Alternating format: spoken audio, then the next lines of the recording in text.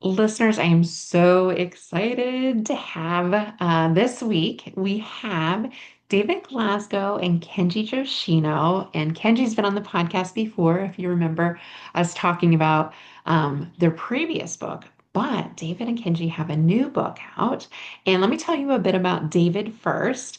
David is the executive director of the Meltzer Center for Diversity, Inclusion, and Belonging at the NYU School of Law and co-author of How Equality Wins: A New Vision for an Inclusive America. He is joined by Kenji Yoshino, who is the Chief Justice Earl Warren Professor of Constitutional Law at the NYU School of Law and Director of the Center of Diversity, Inclusion, and Belonging. And he is co-authoring also the book How Equality Wins. I'm so excited to have you back, Kenji and David. So welcome to the show. Thank you so much for having us. Thank you, Julie. Kenji, returner, with such sage wisdom. I loved how you gave us such great tips on what can we say and not say with your previous book that you and David worked on together. I'd love, I'd love you to tell us, when did you two come up with the idea for How Equality Wins? What inspired it? Why now? Fill us in. It really began in the wake of the Supreme Court's 2023 Students for Fair Admissions versus Harvard decision, which abolished affirmative action on the basis of race in higher education. And we are one of the only DEI centers that operates out of a law school. So suddenly our expertise became really relevant because the field of DEI was now a freshly regulated field, and everyone wanted to know what was legal and what wasn't legal because the Supreme Court had given such a clear indication that many forms of DEI were now going to be legally impermissible. And so we worked on, articles, webinars, and the like in order to convey this. And then we realized that a lot of our organizations that we work with were saying, we know that we'll win a case in court if one is filed against us because we followed all your advice. But there's also a political, social aspect to this as well. Of it doesn't matter if I win this case 3 years from now if I, am kind of pilloried in the press for being too pro DEI or not thinking about merit or the like. And of course, all of that came to a boil with the Trump administration's kind of relentless attacks on DEI. And so suddenly now the muscle of the executive branch was behind what the Supreme Court had said in that 2023 decision. And David and I are kind of middle of the road, progressives in the sense that we deeply believe in the value of an inclusion and equality. We're also lawyers. We want to make sure that this is all done legally. We think that most Americans believe fundamentally in fairness, regardless of what they think about diversity, equity, and inclusion as an acronym. And so we decided to write a book that would bring together both our legal and our political experience and expertise in order to give people a pathway forward. So if you're someone who cares about fundamental values of equality and fairness and wants to advance those values, but worries that what you're doing is illegal or worries that there might be political backlash against it, this is really the book for you. I could not agree more. It felt so refreshing to have a guide that was written by legal professionals, not only that had the academic know-how, but also have the legal know-how and really practical strategies and tools. Yeah, the 2023, I think it was really interesting in reading the book. I didn't realize the Meltzer Center started back in 2016, and people are like, why put it in the law school? Like everyone's putting it in like the social justice, or even like here at IU was in the business school. Like, why in the law school? But very clever 10 years later, very helpful. And so I'd love to know more about that, David. Like, how has the Meltzer Center really helped organizations? I know you have like amazing trackers for what's happening from a lawsuit perspective, but tell us more about the great resources and support the center provides.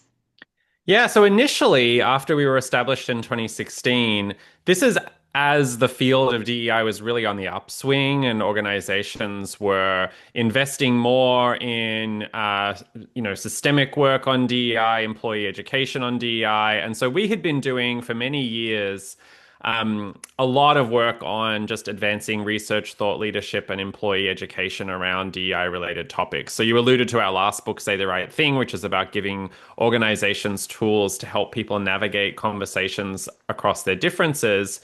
The pivot point in 2023 with that Supreme Court decision meant that a lot of the work we started doing with organizations was around guiding leaders on navigating the legal backlash to DEI. So rather than focusing on allyship or creating inclusive workplaces, it was really much more existential. How do we preserve and protect and continue this work that we all care about, given that there's this tremendous legal onslaught? So we established a public litigation tracker called the Advancing DEI Initiative, which is available online at advancingdei.meltzercenter.org, which does track all of the federal litigation relating to DEI and offers resources, explainers, articles to guide leaders on how to navigate this landscape.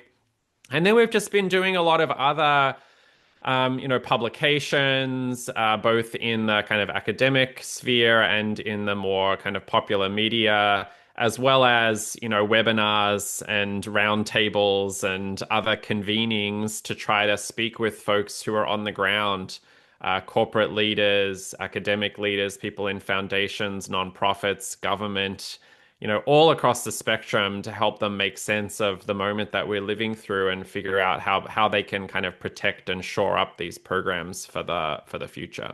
Yeah. I love how you take the complex and really simplify it for an everyday leader, an everyday person. And Kenji, I heard you on Stacey Abrams' podcast about a year ago, and the three Ps, I kept looking for it in the book, and it wasn't in the book. I'm curious. One, can you tell us about the three Ps? And maybe that shifted since that was a year ago when I know that information was really fresh. But also, like, I'm curious why that wasn't in the book, How Equality Wins. Yeah, thank you for knowing our work so well. So this is a fraught set of discussions that David and I, had about why we dropped it. But let me tell you what it is first. Yeah.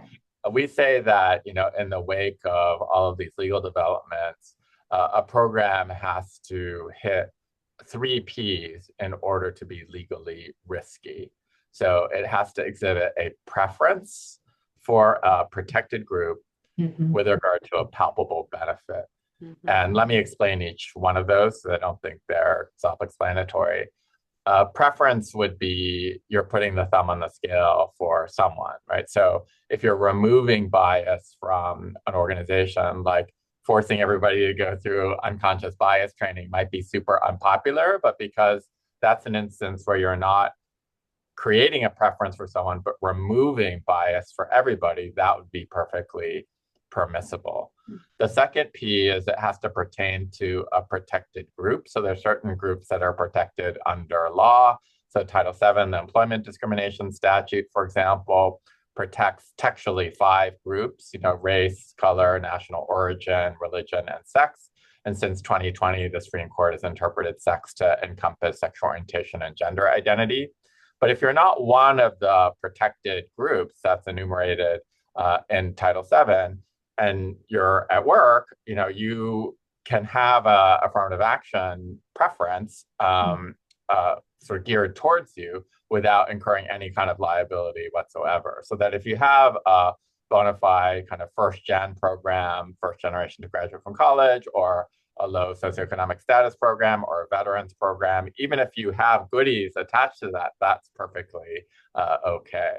And then the third P is that there has to be a palpable benefit. So it can't just be that I have an ideological objection to DEI, or my feelings are hurt, or I'm just annoyed by it. I have to show that there was some kind of consequence to me. And in the Title VII world, that's called an adverse impact.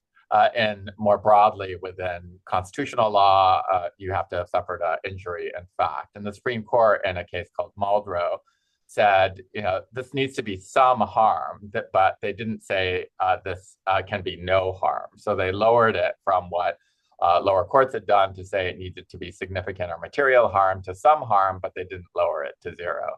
And the important thing that I think many people don't realize is that if one of those P's is missing, if it's not a preference for a protected group with regard to a palpable benefit, the program is perfectly legal, right? And so that's point one. The second point that you raised about why we dispense with the three P's in the book was that we really do want this to be accessible. So I'm sure, your listeners are smart and wise enough that, even the explanation that I gave would be perfectly intelligible to them, that we thought, let's try to make this a little bit warmer and more user-friendly. So if you read through the book, a lot of the strategies sort of rely on this three Ps analysis. For example, the idea that there needs to be a preference is addressed in this chapter that we call, from lifting to leveling, like embrace leveling approaches.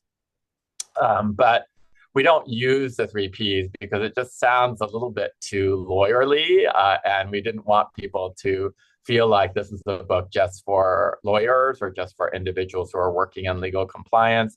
This should really be a book for anyone who's interested in the project of equality.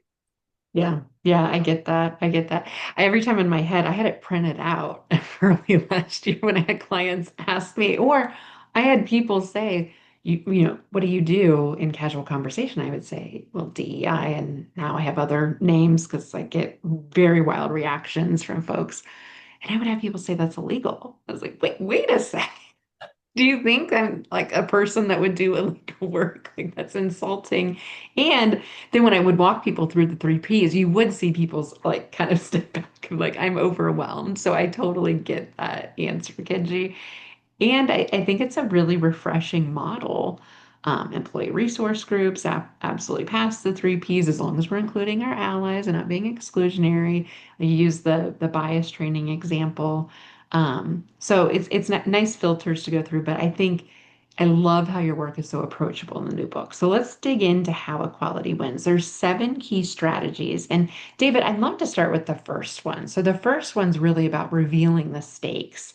And I love how you're just very, very upfront about here is what the message is being said about anti-DEI. And this is why we should be listening to what that is. And here's how to break down some of these falsehoods and some of this hypocrisy. So, David, I'd love for you to dig in to reveal the stakes and how we frame that and why that's important. Yeah, so this is really getting at the problem as we see it in the public arena, which is that there seems to be a little bit of a mismatch between what a lot of the most sort of prominent anti-DEI activists are trying to achieve versus what the kind of public perception is of the DEI debate. So if you listen to the way that DEI, anti-DEI activists tend to position themselves, they will say, this is just all about colorblind equality. This is just treating everyone, according to their talents and without regard to their identity, unlike the sort of extremist far left identity politics that's represented by DEI. So they frame themselves as being in the kind of moderate, appealing middle, and then they frame DEI supporters as being out on the extremes. And we think that really mischaracterizes what's going on in this debate, and that it's important for the kind of middle of the road Americans who are trying to make sense of the debate to really understand what the stakes are really about. So, of course, there are DEI skeptics who are reasonable and moderate, right? We interact with them all the time. And if they have reasonable critiques of DEI work, then we want to hear them and incorporate them into the work that we do. And a lot of the rest of the book is actually taking on board some of those criticisms. The point of this chapter is to say, all that being said, there's also quite a lot of pretty extreme ideas in the anti-DEI realm. And if you're not aware of them, then the danger is that if we let the other side win this war, we're not going to end up with a realm of colorblind meritocracy. We're actually going to end up with a return to full-on racism, patriarchy, homophobia, and all these other things that we had hoped our society had moved on from. So There was an expose in the New York Times that we rely on that looked at private correspondence that a lot of anti-DEI activists had engaged in with one another, revealing that many of them have pretty unsavory views, like that a healthy society requires patriarchy, or, praising the fact that other countries send gay people to prison, and so on. So we wanted to draw attention to that, but we also wanted to draw attention to just the kind of hypocrisy and flimsy arguments that we often see on the other side. So, for example, the tortured excuses that people will make to justify ongoing inequalities. So that if we point out, for example, giant disparities in corporate America that mean women or people of color are underrepresented, oftentimes DEI opponents will respond by saying, "Oh, that's no big deal because just look at the NBA, that's overrepresented with black individuals." I And love the basketball example. It was brilliant. yes, and therefore we shouldn't care about corporate America being, predominantly, overwhelmingly white men because the NBA is predominantly black, and we call this the basketball objection, and we go into quite some detail in why we think the basketball objection is misguided. But yeah, if I had to summarize this chapter in a nutshell, it would be just to say, if you are someone in the middle trying to make sense of what's going on in this debate, just be aware of the kind of darker corners of the anti-DEI movement so that we're not lulled into this false sense that if we get rid of DEI, that we're going to live in some kind of colorblind meritocracy. Yep. Yeah. And which dovetails perfectly into the second strategy, which is supporting dissent, because I think you make a good point. And this is something I found in a lot of my research, just my curiosity after the election was like, whoa, how did we get here? Like, what happened? And there were some weird practices and weird experiences that people had, especially dominant group members. And so listening and not judging is what I got from that chapter.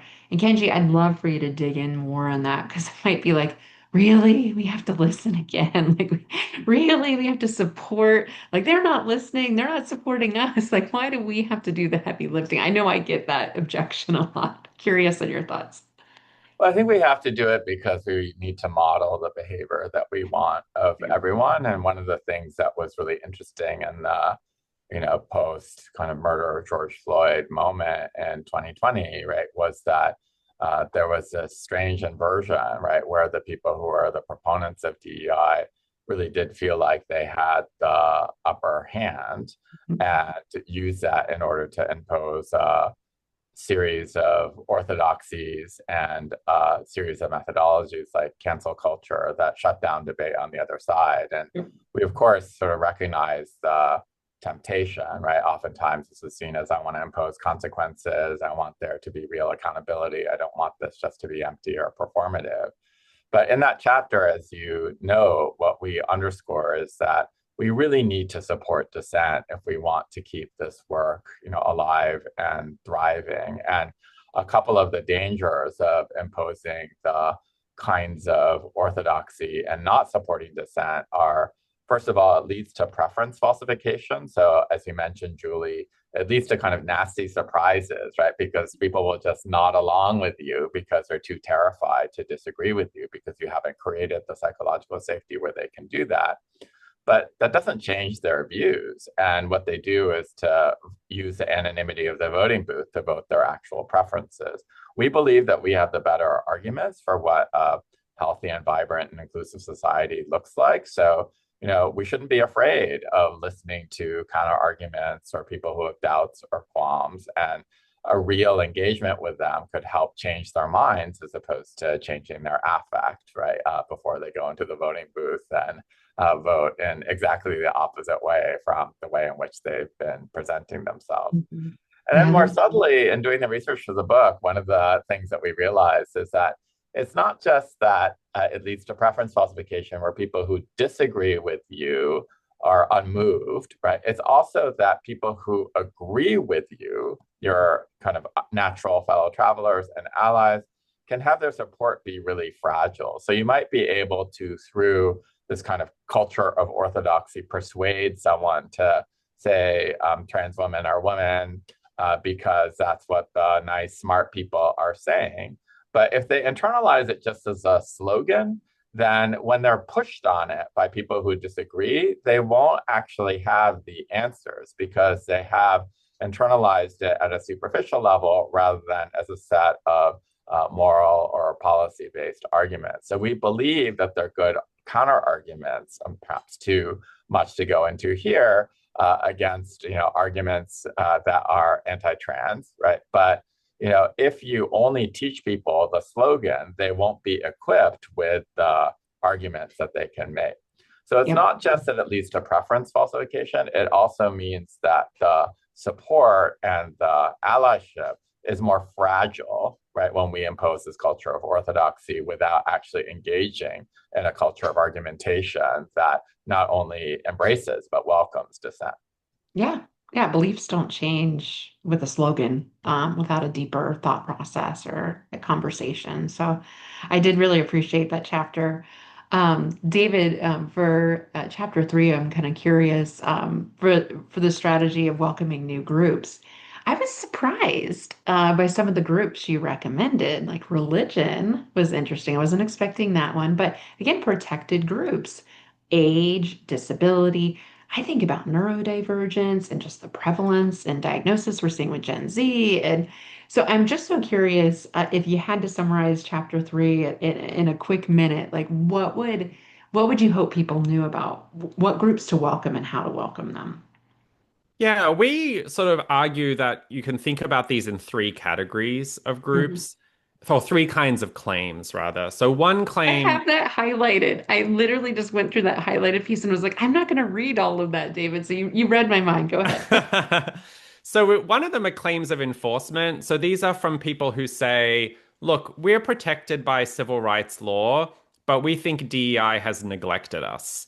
And we hear this all the time in by age advocates, disability advocates, and then also people of faith. And so we use religion as a case study to say, look, I think most DEI practitioners would say that religion has always been included in DEI, but a lot of people who have strong religious faiths have felt that their issues have been kind of ignored or sidelined. So that's one category, claims of enforcement. In other words, DEI should enforce the protections that are already in place under the law. The second category are claims of symmetry, and this is where a member of a dominant group says, hey, we may be a dominant group, but in some respects, we actually have our own vulnerabilities that you ought to take seriously in this conversation. And so the case study we use there are boys and men. And of course, there's a greater conversation these days happening around vulnerabilities experienced by boys and men, whether that be underperforming in school, loneliness, alcoholism, drug abuse, deaths by suicide, greater risk of homelessness, and so on and so forth. And so we say, look, this shouldn't detract from efforts to continue to advance women who remain severely underrepresented in many professions and experience all kinds of disadvantages. But we do encourage DEI advocates to consider these claims and take them seriously as they're incorporating discussions of gender in the workplace. And then the third category are claims of extension. And this is groups that aren't protected by civil rights law at all, but say, you really should include us in the conversation too. And our prime case study there are people of lower socioeconomic backgrounds. Socioeconomic status is not a protected class under the law, but people without college degrees, people from lower socioeconomic backgrounds do experience severe disadvantages in the United States, severe barriers to their advancement in the workplace. And so, again, even though I think a lot of DEI advocates would say, hey, we have cared about this issue for a long time, I think it is a fair critique to say that it hasn't been central to the DEI conversation in the way that some of the other canonical areas like race and gender have been. And we're trying to bring those issues back into the conversation. That was probably a slightly longer than a minute, Julie. I'm sorry, No, it's but I okay. hope that gives you a snapshot. I just realized I was like, we have 7 strategies, and I only got through 3. So bad job on interviewer, not you. Thank you for explaining that. 'Cause I literally was just looking at that paragraph. So it's brilliant, brilliant. That's why you have to buy the book, people. Kenji, strategy for leveling the playing field, which I love this. Like, I love how you all have written about this, and it's threaded through so many of your publications that I've been, just feverishly following over the last year. but lifting versus leveling. So if I could take a pass at it, Kenji, correct me if I'm wrong. Lifting is really elevating someone. So thinking about women's sponsorship programs, mentorship programs focused a lot of times on identity, which I love how your book is shifting from identity to more systemic changes. Um, versus leveling is actually what you're arguing for, is leveling the playing field versus lifting up people and drawing more attention to them with these specialized programs, which are needed, right? But instead leveling the playing field, debiasing, performance reviews, making sure there's objective criteria in the hiring process. So it's more of a systemic approach versus a more individual identity-based approach. Tell me what I got wrong there. Nothing. Yeah, that was exactly right. And the only thing I would add is, David and I both normally endorse both strategies. It's just that the lifting approach is now legally much more risky. And so, even though we wish it were otherwise, we're advising people on legal grounds to move to the leveling approach. But the leveling approach also is much more politically popular. And so, lifting would be, as you say, taking a particular cohort and saying, you're a woman who has underrepresented in, or women are underrepresented in our C-suite. And so we're going to take an individual woman and lift her up, right, through a targeted program to accelerate her. Whereas leveling is, we're not going to do that. We're not going to create a ramp up to the playing field. Instead, we're going to make sure that the playing field at the moment of selection is level, right? And that there's no bias on the basis of gender or on these other characteristics at any phase of the process. Because leveling is about removing bias, the Supreme Court will never say that it's illegal. And I'm always reminded of a conversation that I had with a colleague, and I hope I can call her a friend of mine, Shelley Corral out at Stanford, who says, I do a lot of work on performance reviews, and I, too, was opposed to students for fair admissions and this whole movement against lifting strategies. But the silver lining is that the strategy of lifting, which is to take that woman and lift her up, is great for that woman. And it's actually great for that board or that, Mhm. executive committee. But it's not great for all the other women within the organization. Whereas if you can take, as you say, the more systemic approach of removing bias wherever it lives, and to say, whether that's structured interviewing at the level of recruitment or anonymized assessment of different forms of work product that people are handing in, that those kinds of debiasing approaches can have a much more systemic impact on all of the women within the organization as opposed to the favored few. Yep, I love that. Yeah, it's much more better for the greater good in the long term. But I think organizations just can't resist the temptation to do the short-term gratification, instant result approach. The leveling takes longer. It's a long game. Well, I don't think we're going to get to all the strategies, which is totally fine. One piece I did want to point to, though, because a lot of times people are like, this is great theory, right? How do I apply it? And one of the notes, I took a massive note on page 76 of the book, How Equality Wins, because you point to Andrea Lucas, who's now leading the Equal Employment Opportunity Commission, so EEOC. And even in this environment, even in this fraught administration, there is a list that you all shared that I can't believe I hadn't seen that is perfectly legal that is being said. And so while we're not a fan of do's and don'ts and checklists here, right? The work is much more complex than that. I think it's helpful for listeners to know you can audit job descriptions for unnecessary prerequisites. You can post promotion opportunities automatically to consider all candidates at a certain level. You can implement standardized leadership development training, adopt training programs, expand the pool of applicants to have a broader pool. Rethink the culture of overwork, which we know tends to affect historically marginalized and protected groups. That's just part of the list that you all shared. So I think it's refreshing to know the majority of our work is safe. It's just kind of a pivot in mindset. And so as we wrap up today, I'll just quickly read off kind of the last few strategies so we do them justice. I apologize, I didn't manage time so we got through them all, but embrace the universal, reclaim merit, which the chapter on meritocracy was like so, it made my head spin and rethinking which I really welcomed, but there was some cognitive dissonance there, I gotta admit. and the risks of retreat. So maybe just in closing, Kenji, David, would you mind just sharing like one thing? If you had to distill the book to like one thing you wish folks would take away, what would your wish be? I think my wish, although the book is so practical, I want to end on a sort of slightly more elevated note, which is to say that the work of making sure that our society is fair is such a powerful and wonderful thing about us as Americans. And the whole history of the United States can be told as inequalities visited on particular groups and our collective will to overcome those inequalities. So when people say, oh, this is such a terrible moment for equality, I do kind of quirk an eyebrow because I think about how many other forms of oppression have existed within the society, whether that's slavery and Jim Crow, whether that's, coverture for women, where a woman didn't have an identity legally outside of her husband after she got married, or the legalization of domestic abuse, the criminalization of same-sex sexual activity, the institutionalization of people with disabilities. We could just go on and on and on, right? And every single time our society, right, sooner or late, sometimes it took longer than it should have, chose the value of equality. So this is a blip, right? This is a moment in time where it looks like the values of equality are besieged, but there's no doubt in my mind that ultimately we will prevail. And so this book is really about, as the title suggests, how equality wins. It's meant to be a kind of signpost to help us get there sooner, but get there we will. There's no doubt about that. Yeah, I love how the call to project of equality, like whatever we call DEI in the future, I think that's a serious contender. David, your thought?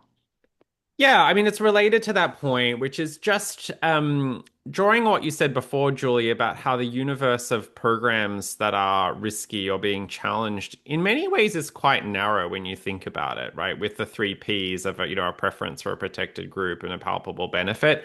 There are so many other things, practically speaking, that you can continue to do within your organizations from a DEI standpoint. Some of them you listed out that, even Andrea Lucas endorses. Many of them we go into in other chapters of the book as well. And so if there's something that I really want to leave readers with, other than the sort of hope that Kenji's describing about the way that equality can win, is just this sense that, oh, despite all of the attacks and the lawsuits and the executive orders and the headlines and everything about, illegal DEI, it turns out there's actually a lot of real, concrete, practical, systemic debiasing work that you can continue to do in a way that is both lawful and politically and culturally popular. And so I think if people walk away from the book with that impression, then we will have succeeded. That's awesome. Well, I will be sure to link to the Meltzer Center resources, and the book How Equality Wins is out February 17th. So excited for y'all. Thank you for the amazing work that you do. Thank Thank you you so so much, much. Julie.